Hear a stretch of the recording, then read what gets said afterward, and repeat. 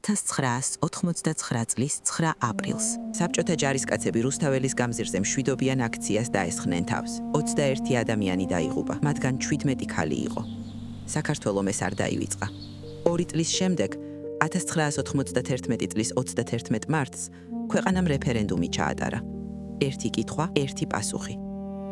სურთ დამოუკიდებლობა, ხმის უფლების მქონე ამომრჩეველთა 90.57% საარჩევნო უბნებზე მივიდა. საათობით რიგში მდგომი 3 მილიონზე მეტი მოქალაქე.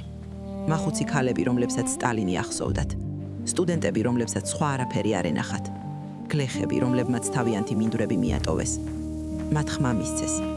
99.0%-მა თანხმობა განაცხადა. 9 დღის შემდეგ, იმავე თვის 9 რიცხვში, უზენაესმა საბჭომ დამოუკიდებლობის აქტს მოაწერა ხელი. მათ ეს თარიღი განგება აირჩიეს. 9 აპრილი. ზუსტად ის რიცხვი, როდესაც ჯარისკაცები გამოჩნდნენ. საქართველო ბალტიისპირეთის მიღმა პირველი რესპუბლიკა გახდა, რომელმაც საბჭოთა კავშირი დატოვა.